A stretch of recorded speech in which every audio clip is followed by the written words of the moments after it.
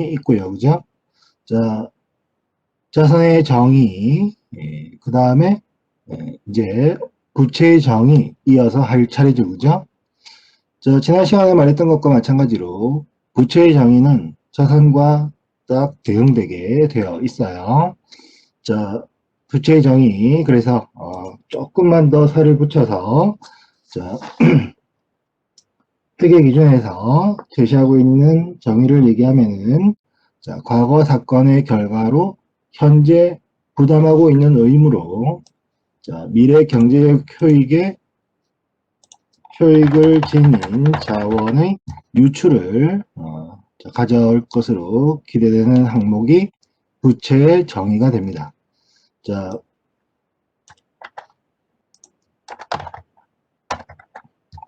이 부채의 정의에서 역시나 핵심은 의무라는 거죠. 의무.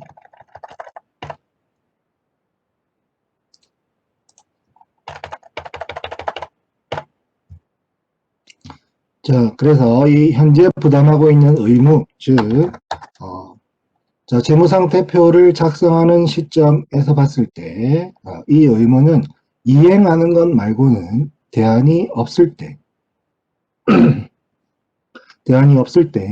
의무라고 이야기를 합니다. 회피가 불가능하다는 거죠. 자, 정상적인 상황에서는 자, 회피가 불가능한 거죠. 은행에서 돈을 빌렸으면 돈을 갚아야 되고 상품을 외상으로 구입했으면 외상 대금을 지불해야 되는 거죠. 자, 그게 정상적인 상황입니다. 자, 기업이 극도로 어려워지고 자금이 바닥나서 못 갚어, 배째, 이런 건 정상적인 상황이 아니잖아요. 그죠? 자, 그래서 현재 부담하고 있는 의무, 즉 재무상태표율 현재, 자, 이 의무는 이행하는 것 말고는 대안이 없다. 자, 이렇게 이해를 하면 되고요. 자, 과거 사건의 결과여야 한다는 건 자, 의무를 발생시키는 직접적인 계기를 말하는 겁니다. 자, 내가 화면을 안 켰구나. 간혹 까먹어. 안 키면 알려줘.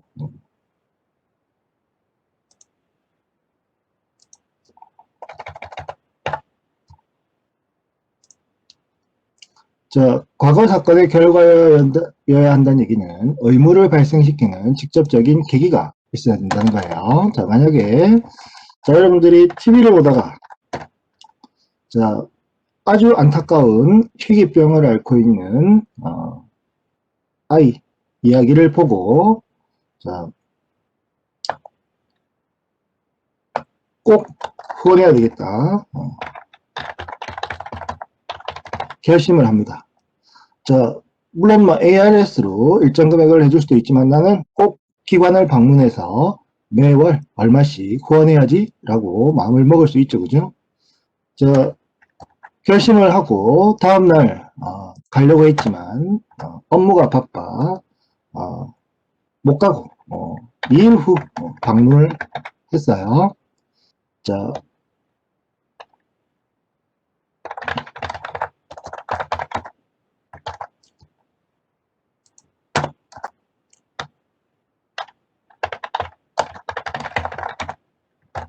자, 안타까운 사연에 마음이 아프고 자, 꼭 후원해야지 결심하고 그죠? 2일 후 방문해서 관련 서류를 작성했습니다. 매달 며칠 자동이체로 자,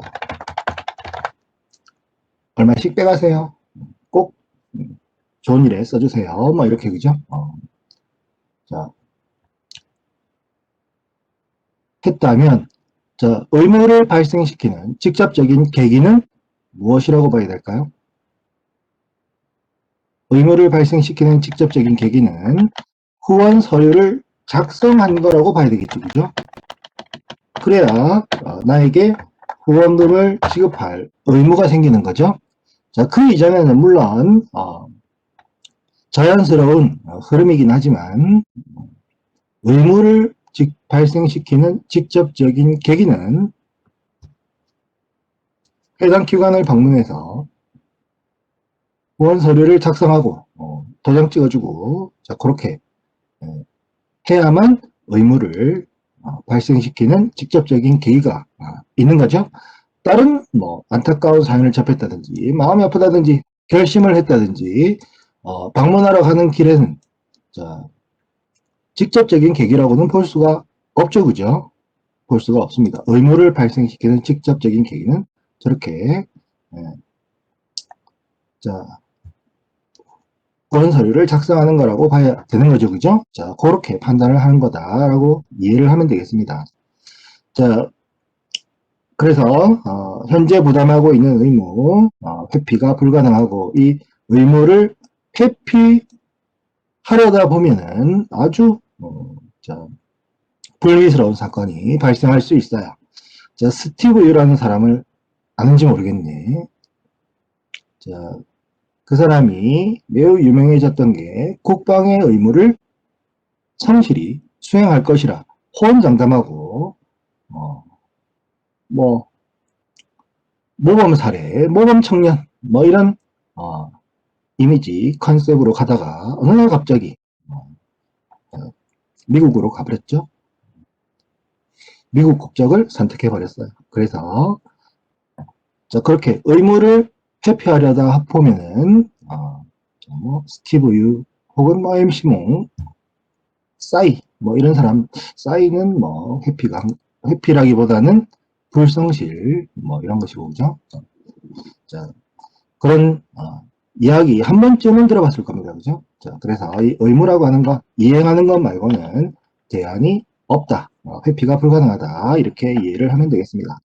자, 세 번째, 미래 경제적 효익을 지닌 자원. 그래서 은행에서 돈을 빌렸으면 현금으로 갚을 의무가 있겠고요. 그죠? 자, 재화나 용역을 제공하기로 했다면, 자, 계약금 같은 걸 미리 받고, 그죠? 자, 재화를 제공하기로 했다면, 추후에는 재화로 갖다 줘야 되겠죠. 그죠? 자, 그래서, 자, 미래 경제적 효익을 지닌 자원의 유출을 가져올 것으로 기대되는 항목이 바로 부채의 정의가 되겠습니다. 자, 교재에 보면은 미래 경제적 효익의 희생이라는 표현이 나오는데 그죠?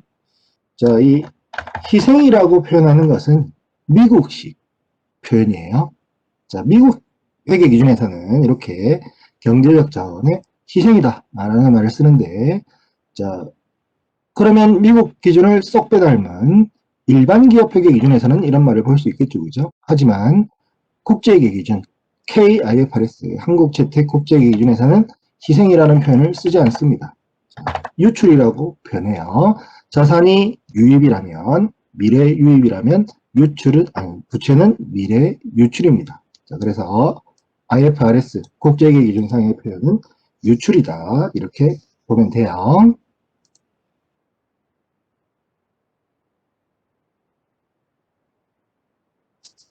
자, 유출이 기대된다고 표현을 했는데, 자, 그러면 유출 가능성으로 한번 따져볼 수도 있겠죠? 자, 미래 경제 계획을 지닌 자원이 자, 유출될 가능성이 얼마냐? 라고 했을 때 유출 가능성은 0%부터 100% 까지를 생각해 볼 수 있겠죠. 그죠? 자, 그러면 부채로 기록되는 것은 몇 %부터 부채로 기록이 되어야 하느냐라고 하는 거죠. 적어도 0.1%, 뭐 0.001%가 부채로 기록될 거라는 것은 상식에 맞지 않잖아요. 그죠? 그런 걸 의무라고 하진 않죠. 자, 그래서 자, 유출 가능성이 얼마나 되면은 부채로 기록해야 되느냐라고 하는 의문을 가져볼 수 있겠네요. 자,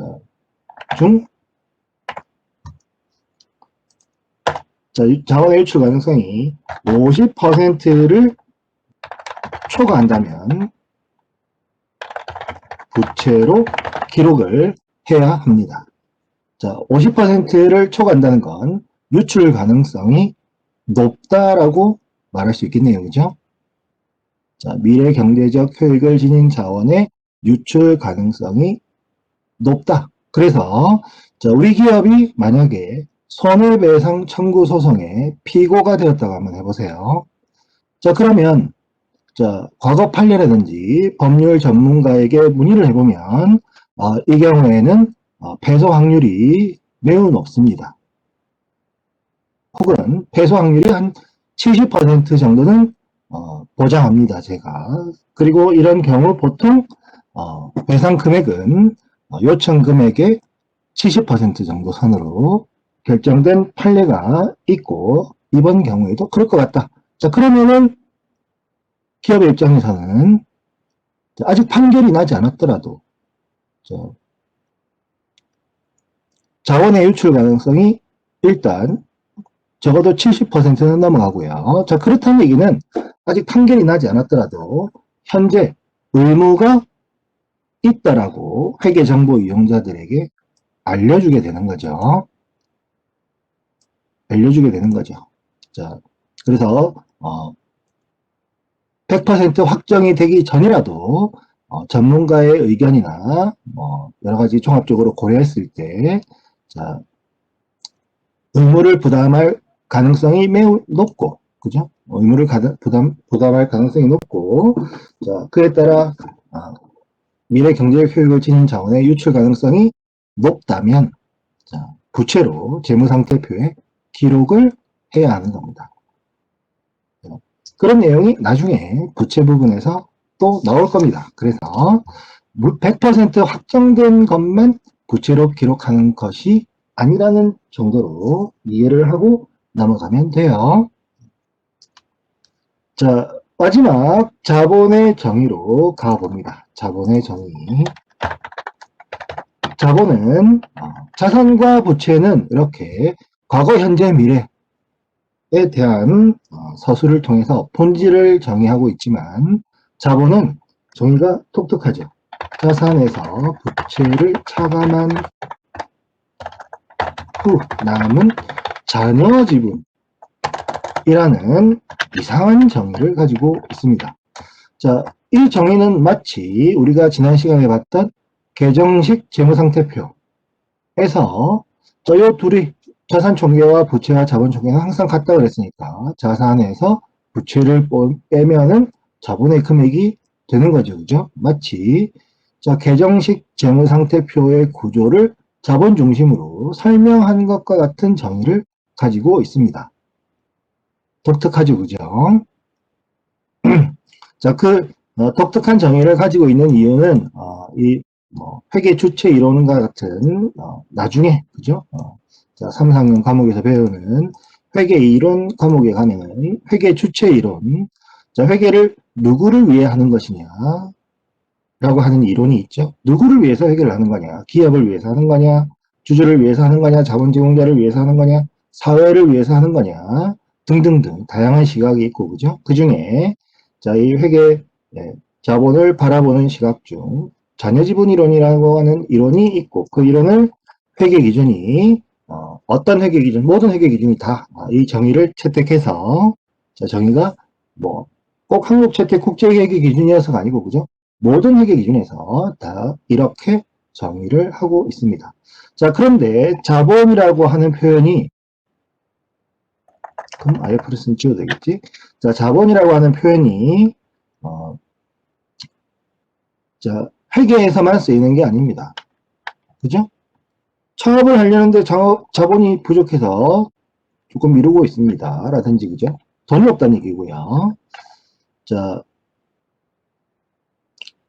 경제학에서는 생산 요소, 재화를 생산하기 위해 투입되어야 할 하나의 생산 요소로 자본을 정의하고 있고, 또 상법에서는 또 다른 의미로, 자, 이렇게 다양한 분야에서 다양한 의미로 사용이 되기 때문에, 자, 회계 종사자가 만나 자본, 그러면 당연히 회계상 자본이지만, 회계 종사자와 비회계 종사자가 만나 자본, 그러면 잘못된 커뮤니케이션이 발생할 수도 있습니다. 그죠? 그래서 다른 대체 표현들을 찾아 나선 거죠.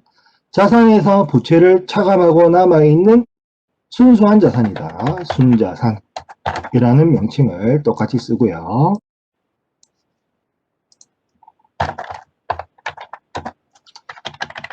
자, 자본의 영어 명칭. 자, owners equity 였죠, 그죠? 자, 직역하면은 소유주 지분 이고요. 자, 가장 일반적인 기업 형태, 주식회사의 소유주는 주주죠. 그래서 주주지분이라는 다른 표현을 쓰기도 하는 거죠. 자, 자본이라고 말했을 때, 자, 오해가 발생할 수 있으니까, 그죠? 자, 오해할 것 같으면 재빨리 다른 말로 순자산이라든지 뭐 주주지분이라든지 이렇게 자본을 지칭하는 다른 표현을 쓸 수도 있는 거죠. 자, 그래서 이 자본은 자, 이렇게 정의가 됩니다. 독특하죠. 독특한 정의를 가지고 있고, 자, 우리가 다루는 제일 마지막 회계원리에서 다루는 제일 마지막 챕터가 자본, 주식회사의 자본회계죠. 자, 그때까지는 최소한의 항목만 여러분들에게 이야기를 할 거예요. 자, 정의를 다 했고요. 자, 그 다음 이제 분류를 얘기를 해야 되겠죠.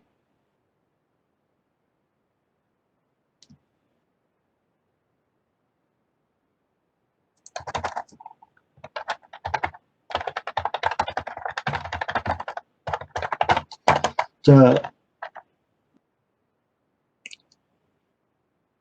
분류인데 그죠? 자, 이 분류는 국제회계 기준의 분류가 아니에요. 아니에요. 국제회계 기준은 분류를 하고 있지 않습니다. 명시적으로 이렇게 나누고 이러지 않아요. 자, 그렇기 때문에 한국 채택 국제회계 기준을 적용하는 기업이 자, 국제회계 기준에 이제 분류가 없으니까 더 이상 분류 따위는 하지 말자 라고 얘기를 하지 않습니다.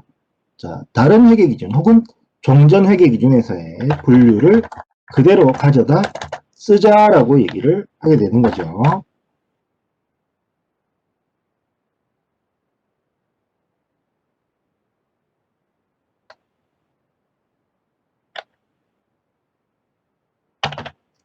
자, 그래서 이 분류는 IFRS의 분류가 아님에도 불구하고 여러분들이 알아야 됩니다. 알아야 돼요. 자, 자산은 먼저 유동자산과 비유동자산으로 구분이 됩니다.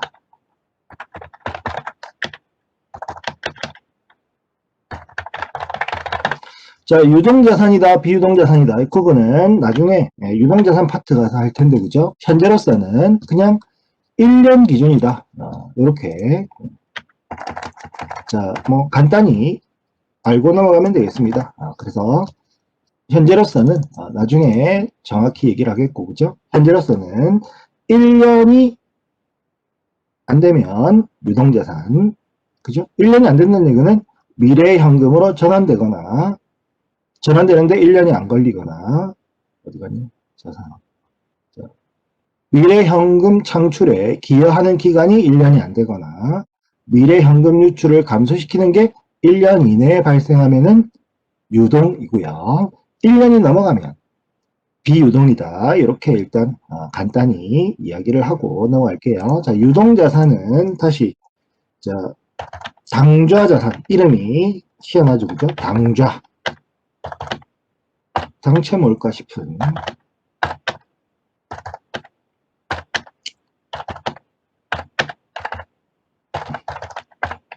자, 영어 표현도 알면 좋으니까 영어 표현도 같이 쓸게요. 자, 유동자산 current. 자, A는 asset. 을 말하는 거죠, 그죠? 자, 유동자산. 그러면 비유동자산은 non-current가 되겠습니다.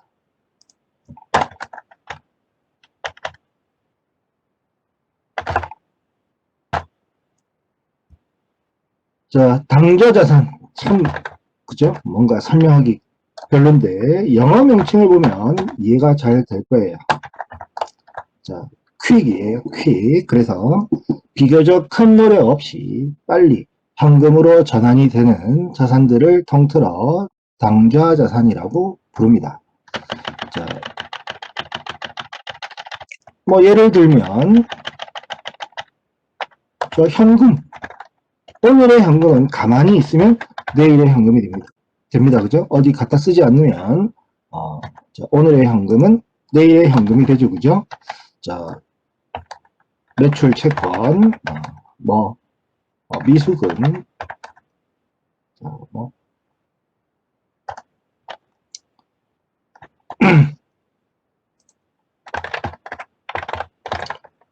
자, 단기 투자자산 등이 여기에 해당이 돼요. 자, 오른쪽은 내가 지금 참고로 얘기를 하는 거죠. 뭐, 현금이야, 모르는 사람 없을 테고, 그죠?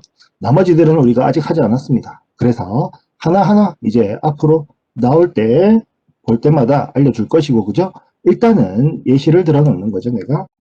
자, 그 다음, 자, 두 번째 유동자산은 재고자산이에요. 자, 얘는 어셋이 안 붙습니다. 안 붙어요. 자, 인벤토리. 자,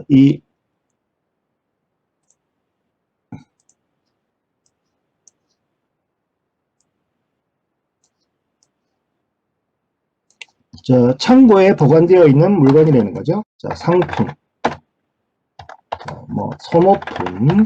자, 같은 것들이 나올 수 있고요. 제조기업이라면 원재료, 제공품, 제품, 이런 것들이 나올 수 있습니다. 자, 오른쪽은 참고로 쓰는 거니까, 이런 명칭에 대해서, 현재로서는 전혀, 자, 몰라도 상관없어요. 쓰지 말까, 그냥. 책에 떠 있는데, 그죠? 내가 굳이 써가지고, 써놨네? 알아야 되나? 이렇게, 또 오해할 수 있죠, 그죠? 안 써야 되겠다. 자, 유동자산은 이게 다고요. 자, 비유동자산은 자, 영업의 장기간 사용할 목적으로 보유한 물리적인 실체가 있는 자산, 유형, 그죠? 자, 무형자산, 영업의 장기간 사용할 목적으로 보유한 물리적인 실체가 없는 자산. 그래서 자, 본사용 건물, 업무용 차량, 이런 것들이 유형자산이 되겠죠, 그죠? 자, 토지 건물과 같은 법적 소유물.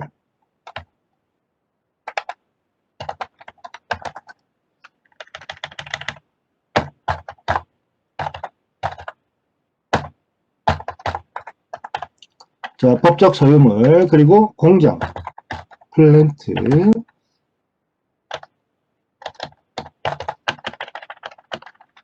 자, 그리고 설비를 뜻하는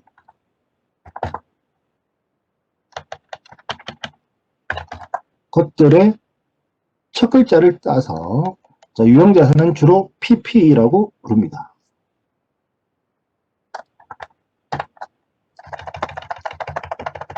자, 유형자산을 대표하는 애들의 첫 글자를 따서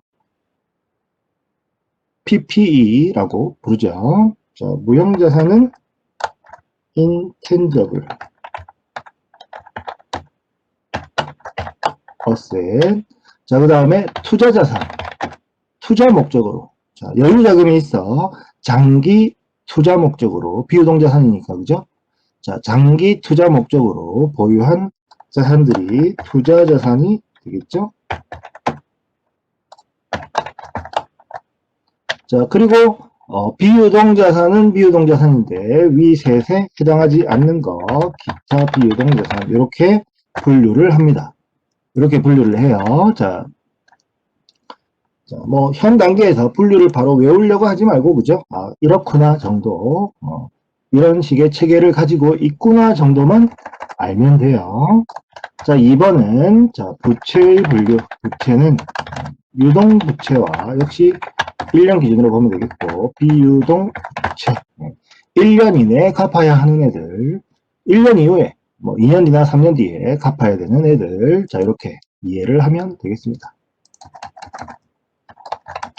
3번, 자본의 분류고요. 자, 자본을 정식으로 분류를 하면은, 자, 우리 교재 39페이지에 있는 것처럼, 자, 자본금, 자본잉여금, 자본저점, 기타 포괄 손익 누계액, 이익잉여금. 자, 이렇게 5가지나 해야 되지만, 아닙니다. 자, 현재 시점에서는 딱 둘만 알면 되겠어요. 자, 하나가 자본금.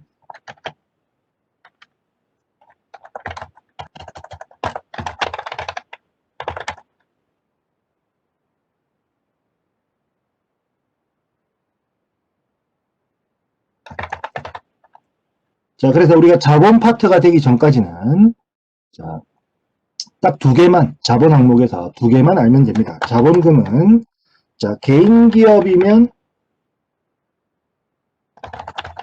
소유주의 출자 원금이 자본금이에요. 자, 그런데 우리가 현실에서 보는 기업의 형태는 주식회사가 대부분이죠. 그죠? 자, 주식회사의 경우에는 발행된 주식의 액면가 부분을 자본금이라고 표현합니다. 자, 그래서 우리 회계원리니까 앞부분에는 단순한 기업 형태, 개인기업의 얘기가 나올 거고요. 그죠? 자, 한 5장 정도 하면은 이제 5장부터는 상품 매매업의 회계 정도 하면은 이제 주식회사에 적용될 수 있는 얘기들이 나오게 되는 거죠. 자, 그래서 현 단계에서는 자, 자본의 분류를 다 알 필요 없고 자산과 부채는 뭐 현재 부채는 뭐 어려울 거 없고 그죠? 자, 자산도 친숙해지는 차원에서 열거를 해놨는데 자본 부분은 잘 친숙해지지가 않습니다. 여러분들이. 그래서 딱 두 개만 이야기를 할게요. 자, 이익잉여금이라고 하는 게 있습니다. 이익잉여금.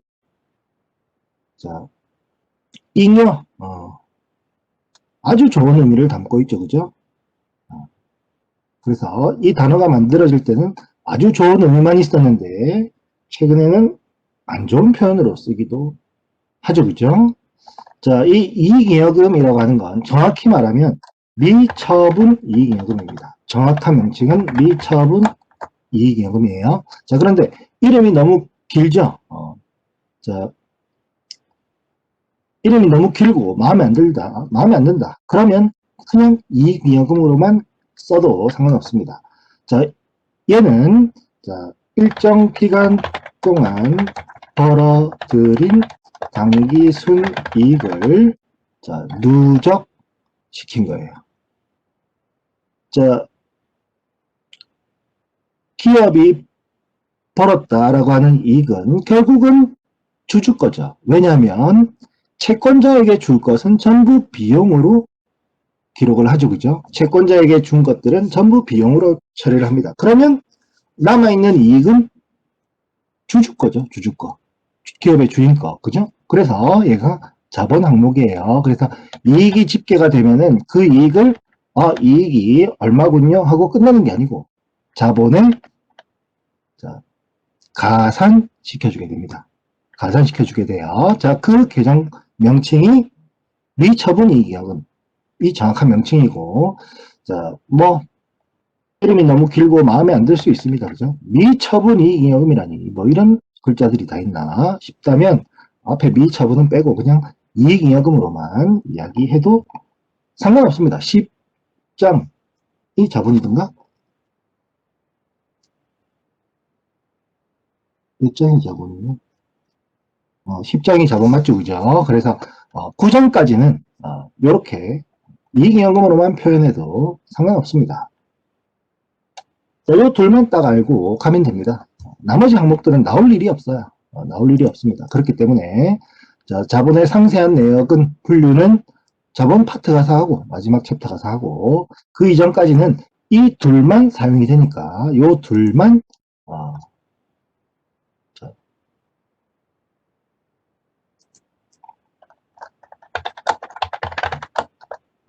자, 9장까지는 두 가지 항목만 사용을 한다. 이렇게 보면 되겠습니다. 자, 둘만 잘 알면 되겠어요.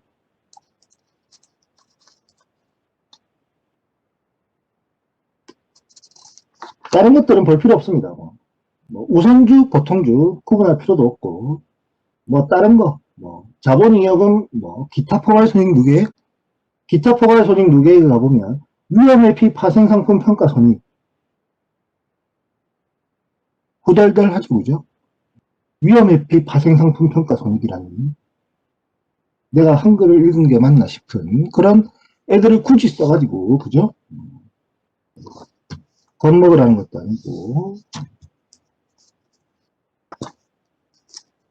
회계원리에서는 전혀 볼 수 없는 그런 내용을 제시해 놓고 있네요. 그래서, 자, 우리 회계원리 배우게 되면은, 자, 자산의 분류, 표 2-4, 교재 36페이지에서 보면은, 자, 오른쪽에 세부 항목들이 나오는데, 회계원리에서 보기 힘든 애들,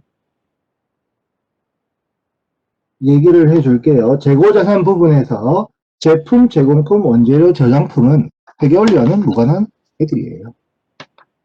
자, 투자자산, 주된 영업활동이 아닌 투자활동이기 때문에 중요도가 거의 없습니다. 그냥 이렇게 하나의 항목으로 구분이 된다라고 되어 있고, 자, 그 안에 보면은 투자부동산 있죠, 그죠? 자, 우리나라의 경우에는 우리나라 기업들이 국민들을 상대로 돈을 벌어가지고 부동산 투자를 했다? 무지하게 까이겠죠, 그죠? 불매, 저 기업 저거 하는 거 봐라. 국민들에게 비싸게 팔아먹고 이익 남겨가지고 부동산 투기하고 자빠졌네. 라는 말을 듣기 딱 좋을 겁니다, 그죠? 그래서 우리나라 정세상으로는 투자 부동산은 최소 금액으로 기업들이 보고를 하고 싶어 하죠. 자, 유형자산 부분에서도, 자, 구축물, 정말 구축해버리고 싶은, 자, 이런 전통적인 개정 과목들이 있죠, 그죠? 차량 운반구도 마찬가지고, 자, 그래서 한 번쯤은 우리가 보게 되는데, 이연법인세 자산, 회계원리하고는 관련이 없습니다. 자, 금방 얘기했던 것 말고는 회계원리에서 한 번쯤 보게 되는데, 자, 이 개정 과목도 무조건 이 개정 과목을 써야 하는 시기가 아닙니다. 왜냐하면 우리는 한국채택국제회계 기준 시대에 있기 때문에 한국채택국제회계 기준 자체가 국제회계 기준, 전 세계 모든 국가들이 사용하면 좋을 회계 기준이에요.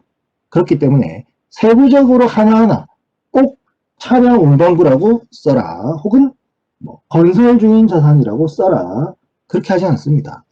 권장일 뿐이죠. 이런 명칭으로 쓰는 게 본질을 잘 나타내는 거 아니겠니? 이 정도, 그죠? 자, 그래서 더 좋은 표현이 있다면 더 좋은 표현을 쓰면 됩니다. 대표적인 게 구축물 같은 거죠. 구축물. 이게 도대체 뭘까? 자, 토목 설비 같은 거, 그죠? 혹은 진입 도로, 이렇게, 그죠? 자, 본질을 잘 나타내는 다른 계정을 써도 상관은 없습니다. 자, IFRS 시대이기 때문이죠. 자, 그래서 종전회계 기준이 적용되던 IFRS를 쓰지 않던 2010년만 하더라도 꼭 반드시 여기 나와 있는 계정 명칭을 써야만 했었는데 2011년부터는 그렇지는 않습니다. 자, 더 본질을 잘 나타낼 수 있는 계정 과목이 있다면 그걸 쓰면 되죠. 차량 운반구 보다는 운반용 트럭, 대표이사 출퇴근용 승용차, 그런 게 훨씬 더 본질을 잘 나타낼 수 있겠죠, 그죠? 그렇게 이해를 하면 되겠어요. 자, 부채 부분에서도 자, 보면은 회계원리와 전혀 관련이 없다시피 한 거, 예수금 미지급 법인세, 이연법인세 부채 같은 것들은 나올 일이 없습니다. 자, 그래서 교재에 나와 있는 분류를 보고 아니 얘들이 전부 뭘까? 난 이런 거 친해지기 싫다. 그렇게 생각하지 말고, 그죠? 일단 그냥 이런 것들이 있구나, 있을 수 있겠구나, 그렇게 보면 되고요. 자, 이제 내가 하나하나 관련된 개정 과목이 나올 때마다 무슨 개정 과목인지를 이야기해 줄 거예요. 자, 교재에 보면은 자산과 부채에 대해서는 화폐성 얘기가 있습니다. 화폐성, 비화폐성. 전혀 중요한 분류가 아니에요. 파란색으로 되어 있다고 해서 모두 중요한 게 아니죠. 자, 화폐성, 비화폐성. 화폐성은 주거나 받을 금액이 정해져 있으면 화폐성이에요. 자, 차입금. 자, 은행에 줘야 할 돈이 정해져 있겠죠, 그죠? 자, 그러면 화폐성이고, 자, 상품. 얼마 받고 팔지 모릅니다. 그죠? 날개도 진지 팔리면 가격을 좀 높일 것이고, 너무 안 팔리면 가격을 낮춰서 팔 것이고, 그죠? 얼마 받을지를 모르죠. 주거나 받을 금액이 정해져 있지 않으면 비화폐성인데 전혀 중요한 구분이 아닙니다. 굳이 있을 필요가 없는데 중요한 내용들은 내가 지금 강의 노트에 다 적고 있죠, 그죠? 다 적고 있으니까 다른 내용, 지엽적인 내용, 불필요한 내용 이런 거 가지고 스트레스 받지 말고, 그죠? 자, 꼭 필요하다고 하는 거, 내가 중요하다고 하는 것만 잘 이해하고 체크하고, 그죠? 자, 그렇게 자, 넘어가면 됩니다. 자, 그러면 분류 얘기도 했고, 그죠? 자, 재무상태표의 양식이라고 해서 자산, 밑에 부채, 밑에 자본, 자, 이렇게 보고되는 건, 이렇게 나타내는 건 보고식이라 그랬고요, 그죠? 자, 보면은 날짜가 두 개 있는데, 하나는 당기, 이번 회계 기간에 대한 내용이고, 전기, 직전 회계 기간에 대한 내용이겠죠, 그죠? 그래서 이렇게 자, 실제 기업의 재무상태표를 보면 이렇게 비교하는 형태로 전년도와 이번 연도, 이번 회계기간을 비교하는 형태로 이렇게 보통 작성이 되고, 자, 회계원리에서는 자, 이렇게 자, 형식이나 순서 구애받지 말고, 그죠? 자, 회계원리 처음 시작할 때에는 자산 항목에 해당되는 것들은 자산 쪽으로, 부채에 해당되는 애들은 부채 쪽으로, 자본에 해당되는 애들, 자본금이나 이익잉여금은 자본 쪽에 나타낼 수 있기만 하면 됩니다. 순서나 중분류, 유동자산, 비유동자산, 유형자산 이런 분류는 전혀 요구하지 않습니다. 자, 그러면 넘어가면 되겠죠. 자, 포괄손익계산서가 나오네요.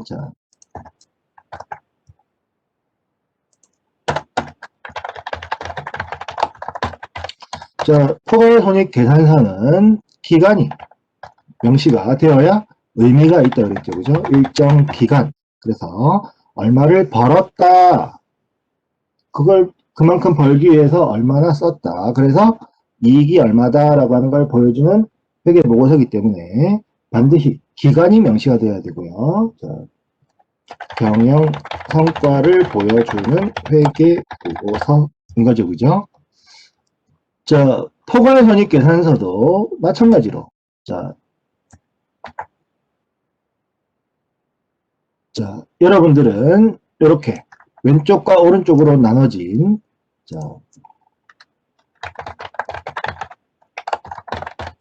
포괄손익계산서를 만들어야 합니다. 자, 중간시험 반영 비율은 낮지만 우리가 8주차에 보기로 되어 있죠. 그죠? 중간시험의 마지막 요구사항이 자, 계정식 재무상태표와 계정식 포괄손익계산서를 작성하세요예요. 보고식 아닙니다. 계정식이에요. 중간시험은. 자, 포괄손익계산서 이렇게 자, 위에 이름 적고요. 자, 기간이 명시가 되어야 된다 그랬으니까 자, 1월 1일부터 12월 31일 이렇게 나타내면 되겠죠. 그죠? 회사 이름과 작성 단위를 적는 것은 동일합니다. 자, 계정식이니까 왼쪽과 오른쪽에 구분해서 나타내는 거죠. 그죠? 자, 오른쪽을 차지하고 있는 애는 수익입니다. 수익.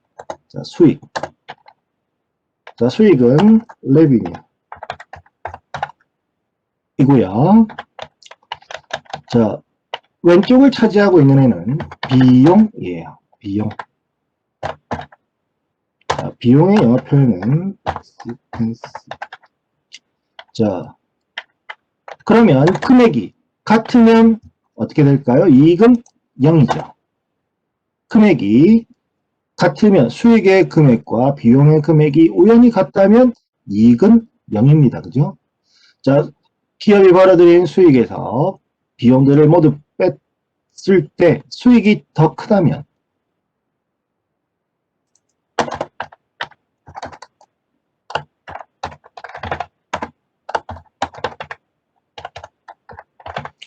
자, 금액을 이렇게 크기로 나타내면 자, 이렇게 되겠죠. 그죠?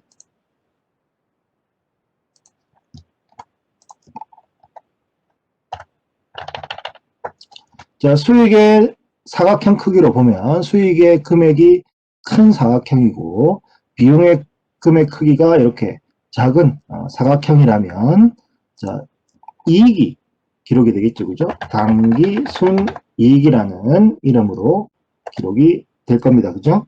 자, 영어 명칭은 net income이에요. 자, 이 경우는 수익이 더 큰 경우, 그죠? 일반적인 경우가 되겠죠? 자, 그래서, 자, 요 경우라면은 비용과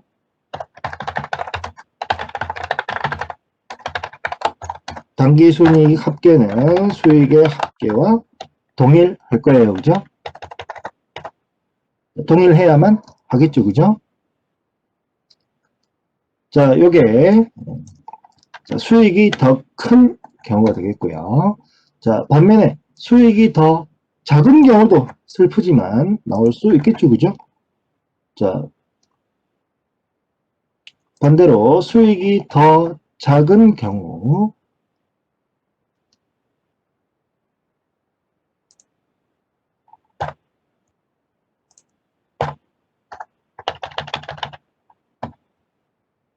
그래도 안 올라가네.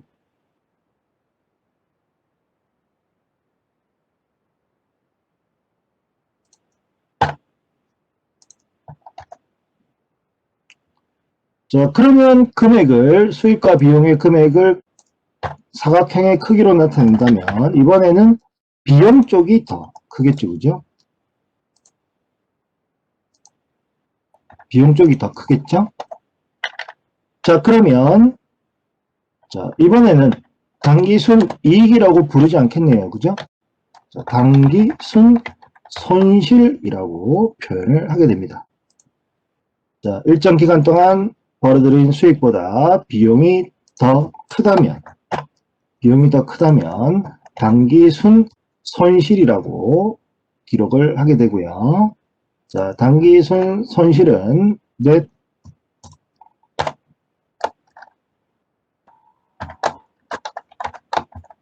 loss가 되겠습니다.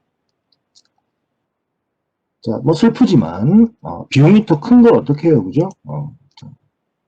그래서 자, 수익이 더 크냐, 비용이 더 크냐에 따라서 당기순 이익이 나올 수도 있고 당기순 손실이 나올 수도 있겠죠, 그죠? 자, 이런 식으로 작성되는 것이 계정식 포괄손익계산서입니다. 자, 중간시험까지는 자, 연습을 해서 계정식 재무상태표와 계정식 포괄손익계산서를 작성할 수 있어야 합니다. 자, 예제가 나와 있네요. 자, 예제가 나와 있고, 자, 보시면은, 자, 동국정보시스템 주식회사의 회계연도는 1월 1일부터 12월 31일까지고, 2020년도에 수익, 아직은 우리가 모르지만, 이런 수익들이 있다라는 거죠. 자, 용역 수익, 이자 수익, 잡수익, 자, 이렇게 해서 총 수익이 1200만 원이고요.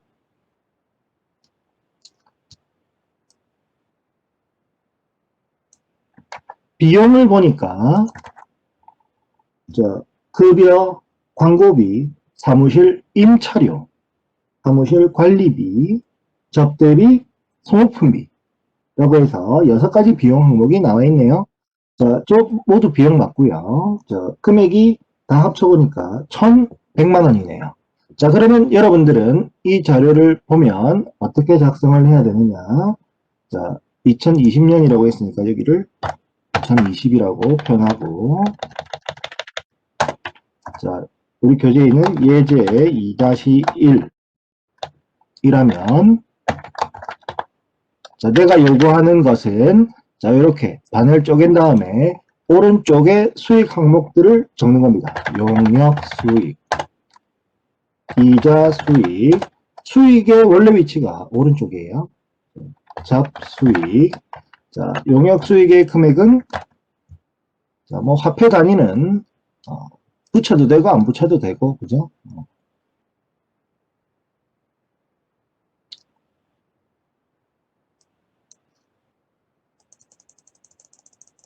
붙여도 되고, 안 붙여도 되는데, 그냥 붙이고 싶네, 오늘따라. 그런데 찾을 수가 없네. 이런.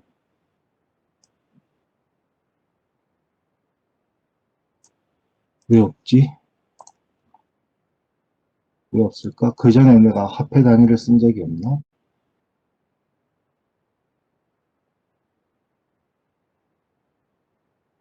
없군. 그럼 가져와야지.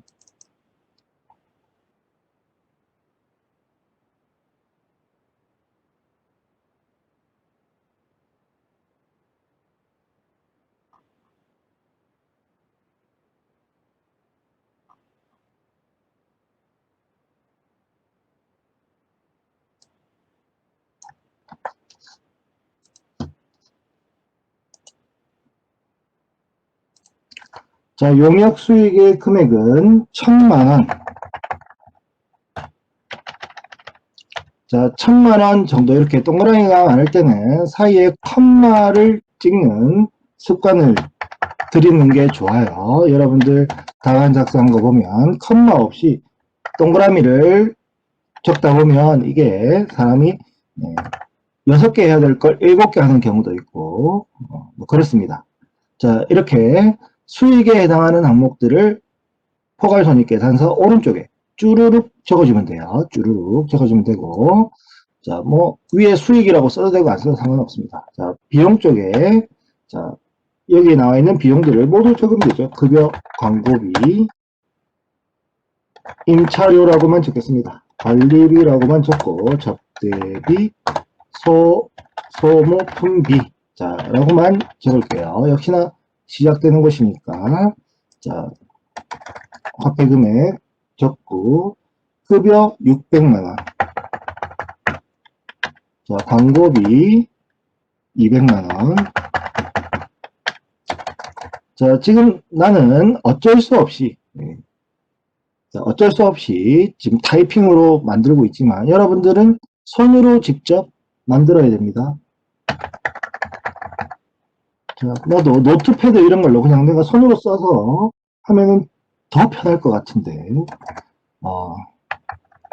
IT 문외한이라, 그런 거 몰라요. 자, 소모품비 100만원. 자, 이렇게 적으면, 자, 비용이 총 얼마가 되나요? 자, 1,100만원이죠. 그죠? 자, 그러면 수익이 1,200만원, 비용이 1,100만원이니까, 자, 당기순 이익이 보고되겠네요. 그죠? 자, 당기순 이익은 100만원. 그죠? 자, 이렇게.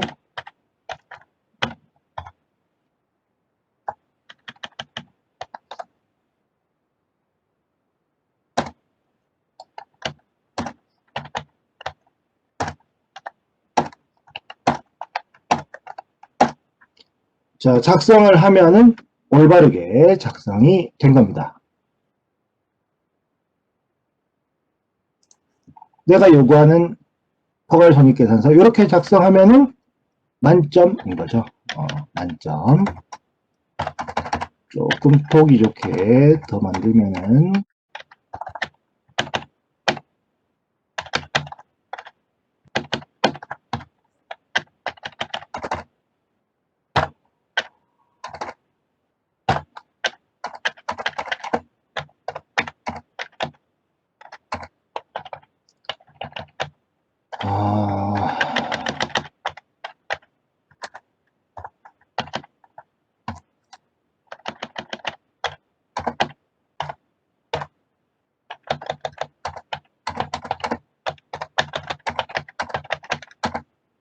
자, 뭐 억지로 지금 내가 편집을 하고 있는데, 그죠?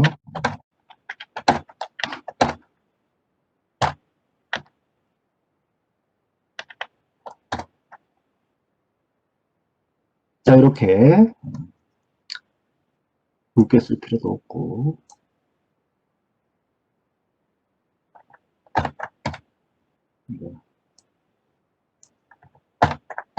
자, 이렇게 작성이 되면은 완벽하게 작성이 된 겁니다. 밑에 뭐 합계, 수익 합계, 비용과 당기순위 합계는 써도 되고 안 써도 되는 그런 내용이 되겠죠. 어쨌든 자, 이렇게 수익에서 비용을 뺀 게 당기순이니까 자, 이 왼쪽 금액들의 합계와 오른쪽 금액들의 합계는 당연히 같을 겁니다. 그죠? 자, 이렇게 작성이 되면은 되는 겁니다. 이렇게 작성할 수 있도록 연습을 해야 되겠죠. 그죠?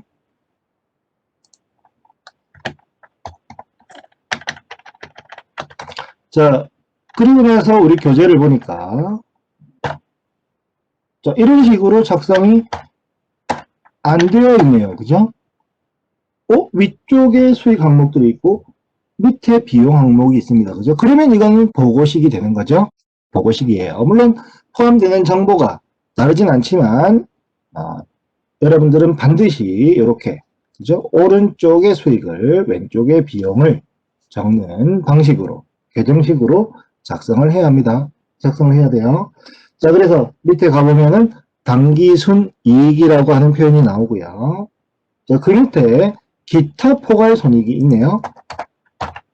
자, 손익 중에는 당기순이익으로 끝나는 게 아니고, 그죠?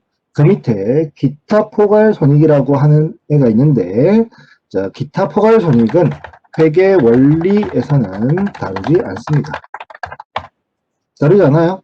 자, 이런 게 있다 정도만 얘기를 하고, 세부 항목들은 하나도 안 합니다. 하나도 안 해요. 그렇기 때문에, 자, 다르지 않기 때문에, 자, 기타 포괄 손익은 0이라고 가정을 하면은 어떻게 될까요? 당기순 이익이 곧 총 포괄 이익이 되겠죠?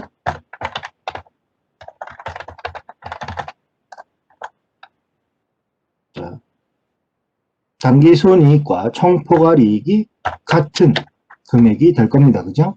자, 그렇게 이해를 하면 됩니다. 그렇게 이해를 하면 돼요. 자, 그래서 기타 포괄 손익은 없다. 없는 거다. 없다고 가정한다. 그렇게 보면 되겠습니다.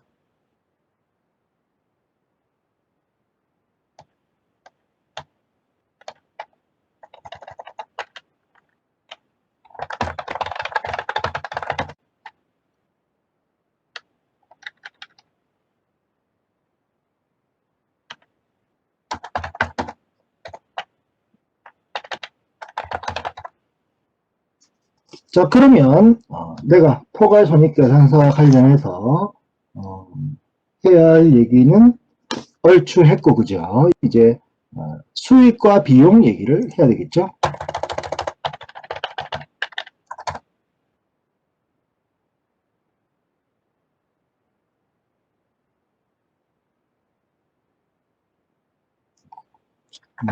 포괄손익계산서의 구성요소라고 할까? 자, 1번이 수익이고요. 자, 2번이 비용이죠. 자, 수익과 비용의 정의 얘긴데 구성요소의 정의. 자, 정의는 조금 회계원리의 정의와 회계기준의 정의가 조금 달라요. 다릅니다. 그런데 여러분들에게는 회계기준의 정의를 얘기하기는 조금 난해할 거기 때문에 자, 회계원리에서의 정의만 얘기를 하도록 할게요. 자, 회계원리 수준에서의 정의만 이야기를 하겠습니다. 자, 실제 회계기준, 한국재택국제회계기준의 수익과 비용의 정의를 보면은 이게 정말 정의가 맞나 싶은 그런 내용이 담겨져 있어요. 자, 수익은 재화나 용역을 제공하고 얻은 경제적 효익의 유의액이 수익의 정의입니다. 수익의 정의예요. 자, 우리 교재에도 아마 수익과 비용의 정의가 그렇게 되어 있을 겁니다.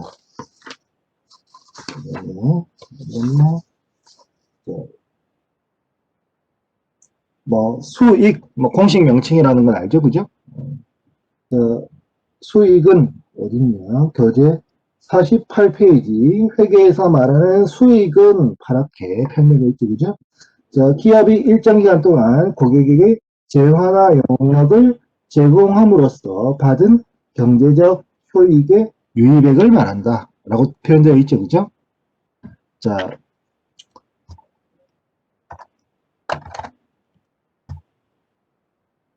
일단 재화를 건네거나 서비스, 그죠? 용역이 서비스죠. 서비스를 제공하게 되면은 수익을 기록한다는 거죠. 자, 현금을 받았냐, 현금을 받지 않았냐 라고 하는 건 수익하고는 별개라는 겁니다. 수익하고는 별개예요. 어쨌든 재화를 제공했으면 재화를 상대방에게 물건을 건넸더니 상대방이 순순히 받아갔어요. 자, 대금은 알죠? 한 달 뒤에 드릴게요. 한 달 뒤에 입금됩니다. 그러고 갔어요. 과거에도 그런 적이 있었어요. 자, 그러면 자, 재화를 제공했는데 상대방이 순순히 받아갔다. 그러면 수익을 기록하는 거죠.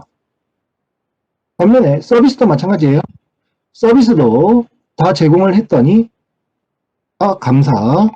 대금은 전에처럼 일주일 뒤에 입금할게요 라고 하고 가네요. 자, 과거에도 그런 적이 있었고, 자, 그러면은 자, 현금을 받지 않더라도 수익을 기록하게 되는 겁니다. 그래서 제공하고 얻은 경제적 효익의 유의액이라고 표현이 되어 있는 거죠. 현금 여부로 판단하는 게 아닙니다. 현찰박치가 아니에요.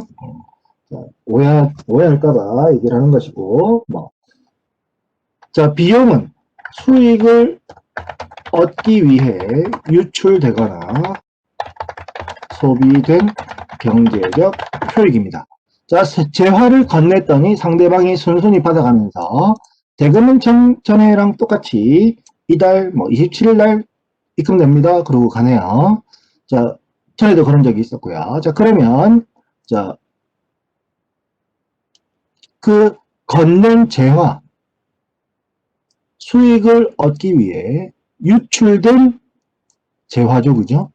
자, 그래서 일반화시켜서 수익을 얻기 위해 유출되거나 소비된 경제적 효익을 비용이라고 표현합니다. 자, 회계원리에서는 이렇게 정의를 일단 해야 합니다. 자, 이게 여러분들이 아마 제일 이해하기 편한 정의고, 자, 이걸 협의의 정의라고 얘기할 수 있겠네요. 좁게 정의한 거예요. 자, 한국재택국제기준 자꾸 얘기를 하게 되는데 거기에는 자, 포괄적인 정의가 나와 있습니다. 지금 여기 있는 내용과 다르다는 거죠. 그런데 여러분들이 이해하기에는 이 내용이 훨씬 더 자, 이해가 그나마 그죠? 포괄적인 정의보다는 이해가 잘 될 거기 때문에 자, 이렇게만 이야기를 할게요. 자, 수익 유사한 표현들 있죠, 그죠? 수입은 현금을 받았을 때 수입이라고 그러고요. 자, 이익은 수익에서 비용을 뺐더니 수익이 더 컸다. 그럼 이익이라고 그러죠. 차익, 이득, 유사한 표현이 있지만 회계에서의 공식 명칭 수익이고요. 자, 비용 역시나 지출, 손실, 차손 이런 유사한 표현들이 있지만 자, 공식 명칭 비용입니다. 자, 수익은 크게 둘로 나눠지죠.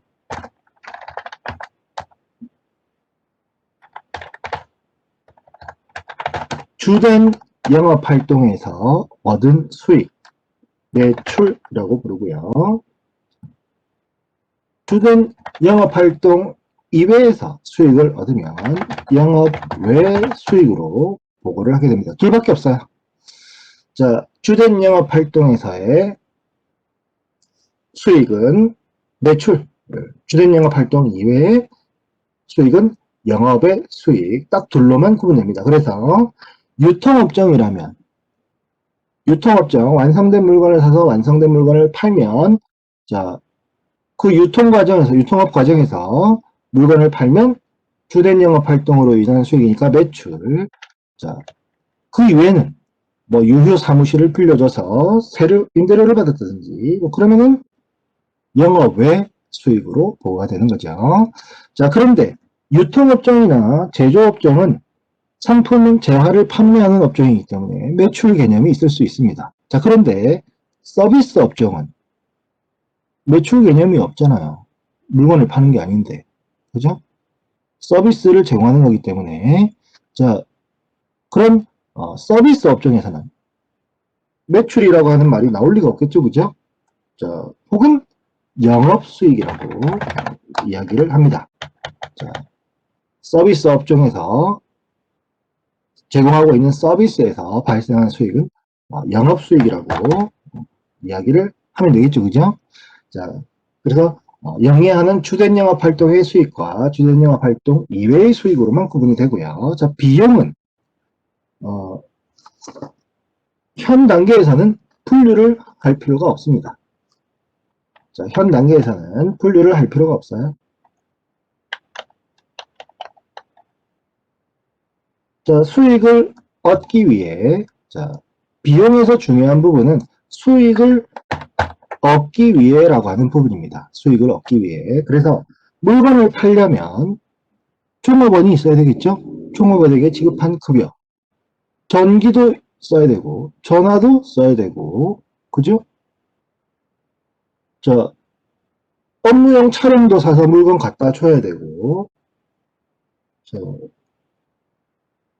뭐 수익을 얻으려면, 자, 사무실도 있어야 되니까 사무실을 빌리든지 해야 될 테고, 그죠? 자, 그런 활동들이 모두 수익을 얻기 위해 필요한 활동들이죠. 자, 그래서 수익을 얻기 위해 유출되거나 소비된 경제적 효익들은 모두 비용으로 보면 되겠습니다. 자, 뭐 우리 교재에서는 벌써부터 뭐 매출원가, 판매비와 관리비, 영업 외 비용, 뭐 법인세 비용, 뭐 이렇게 이상한 비용 형태들을 나눠 놓고 있는데, 자, 그런 구분 현 단계에서부터는 할 필요 없습니다. 자, 수익의 분류도 뭐 참고로 그죠? 얘기를 한 것일 뿐이에요. 이렇게 간단하다 뭐 이런 걸로죠. 참고로. 자, 현 단계에서는 참고입니다. 자, 그러면 교재에서 빼먹고 간 내용이 있나? 자, 교재가 있는 친구들은 자, 50페이지 예제 2-2 위에 6번째 줄로 가보세요. 50페이지 하단에서 6번째 줄. 여기에서 한 가지 유의할 것은 수익은 자본의 증가를 초래하는 반면 비용은 자본의 감소를 초래한다는 점이고, 자, 수익이 더 크면 순이익이 발생하고 이 순이익만큼 자본이 증가한다는 것이고, 비용이 더 크면 순손실이 발생하고 그 금액만큼 자본의 순감소를 가져온다라고 하는 내용이 있죠. 그죠?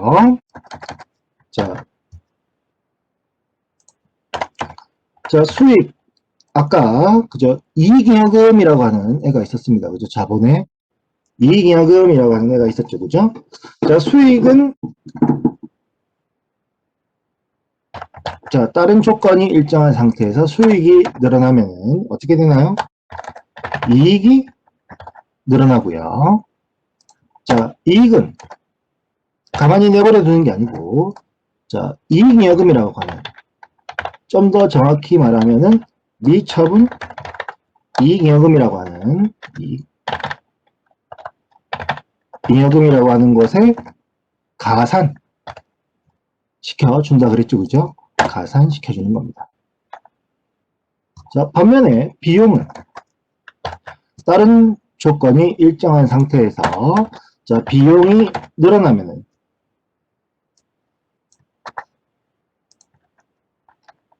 자, 이익은 줄어들겠죠, 그죠? 줄어들 거고요. 자, 이익은 당기순이익을 말하는 거죠. 회사 때.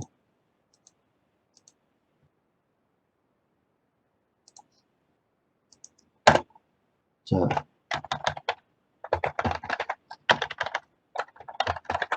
당기순이익이 줄어들 것이고요. 자, 줄이는 역할을 하고, 그러면 결국, 자, 미처분 이익잉여금의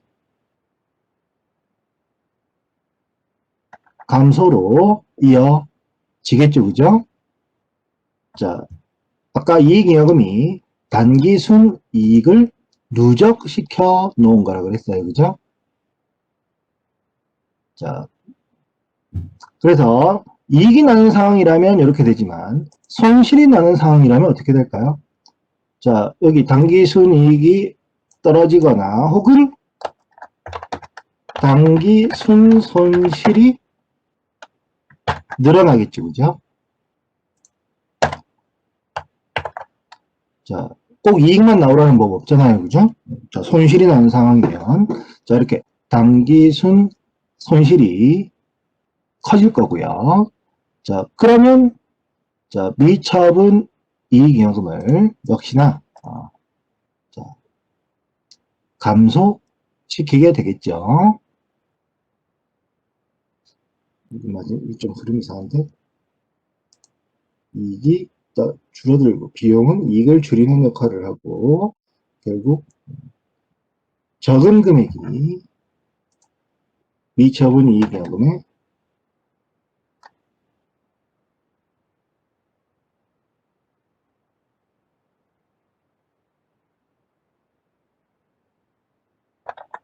가산되는 것이고 여기도 가산되는 건데 가산되는 금액이 줄어든다라고 하는 거고 자, 당기순 손실이 되면은 미처분 이익잉여금의 차감인데 자, 이게 조금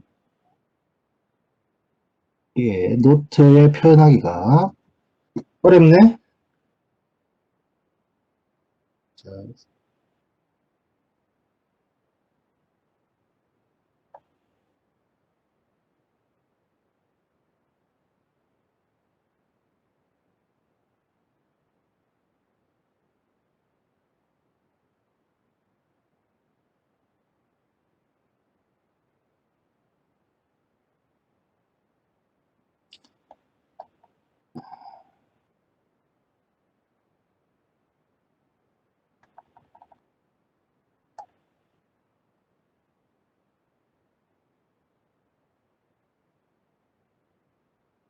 자, 자본,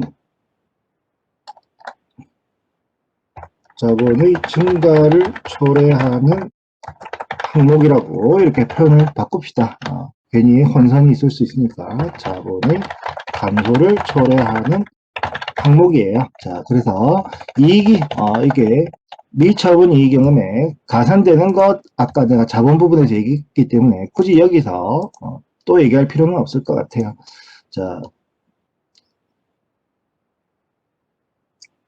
자, 그래서 수익은 자본의 증가 처리하고요. 비용은 자본의 감소를 처리합니다. 그래서 자, 이익이 발생하면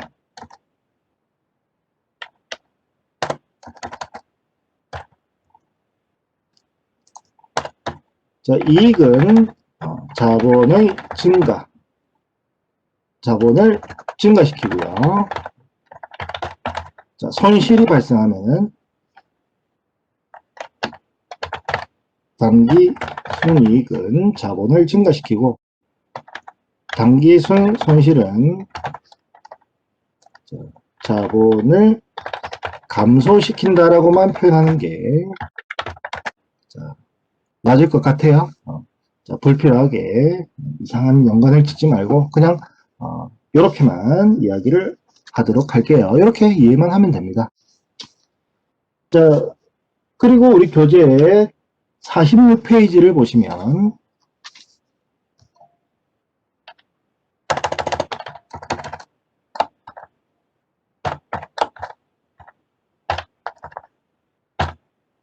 46페이지에 보시면 재무상태표와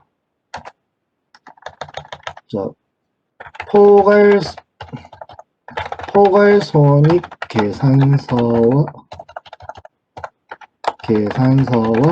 재무상태표의 연결관계라고 하는 게 보입니다. 그죠?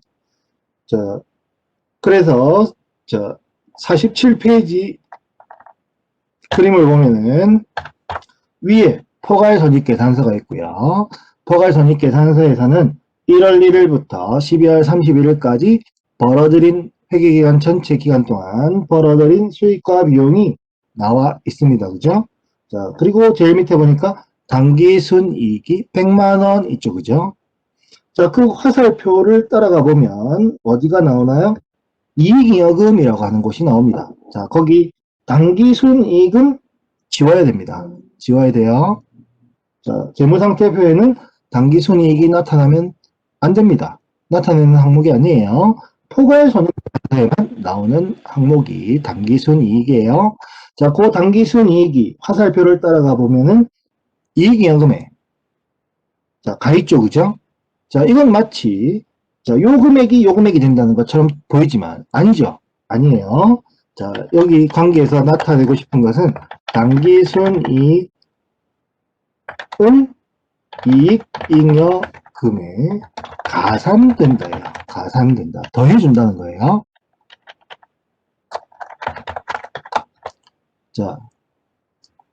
가산된다. 가산한다. 더해준다는 거죠. 더해준다는 거예요. 가만히 내버려두는 게 아니고 수익이 이만큼 비용이 이만큼 그래서 이익은 이만큼이군요 하고 끝나는 게 아니고 그 이익만큼은 자본의 이익잉여금이라는 곳에 더해줘야 된다는 거죠. 더해준다는 겁니다. 그래서 둘 간의 관계 이렇게 관계가 있고요. 당기순이익이 저기 자본에 똑같이 이렇게 하면은 잘못 이해한 거예요. 잘못 알고 있는 거예요.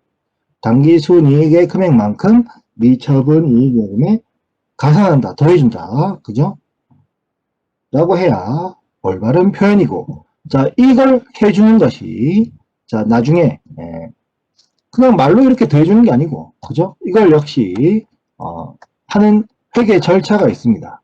그게 바로 나중에, 사장에서 배울, 마감 분계예요.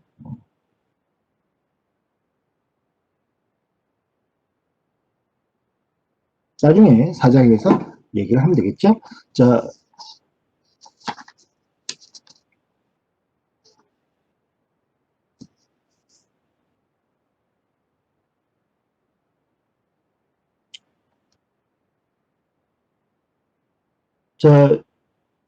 여기 47페이지에 있는 내용 중, 그죠?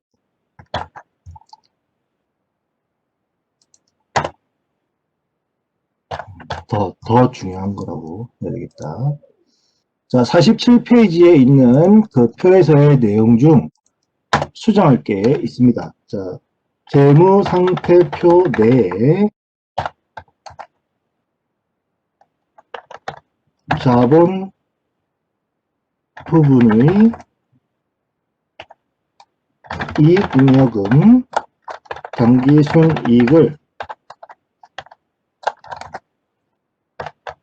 이거 잘못된 거죠. 요렇게 하면 안 됩니다. 이렇게 하면은 이익잉여금 대신 당기순이익 써도 된다는 얘기잖아요. 그게 아니고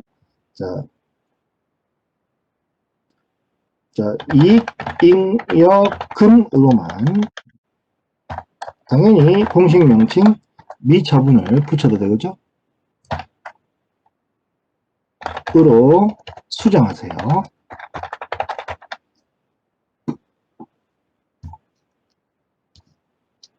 저렇게 괄호하고 써놓으면 그 둘은 같은 거라는 의미잖아요. 그죠? 그렇게 나타내면 안 됩니다. 그렇게 나타내면 틀린 거예요. 자, 그렇게 하면 틀린 겁니다. 자, 그래서, 자, 괄호, 이익잉여금 옆에 괄호하고 당기순이익은, 자, 처음 여러분들이 이제 접하니까, 당기순이익이 여기 이익잉여금에 더해진다는 걸 너무 강조하려던 나머지, 자, 이렇게 표현을 한 것일 뿐, 뒤편에 가면, 자, 전혀 이렇게 되어 있지 않습니다. 전혀 이렇게 되어 있지 않아요. 그래서, 혹시나, 여기 이익잉여금 자리에 당기순이익 써도 되나 보다. 라고 오해하는 학생들이 있을 수 있기 때문에, 지금 내가 이야기를 해주는 거죠.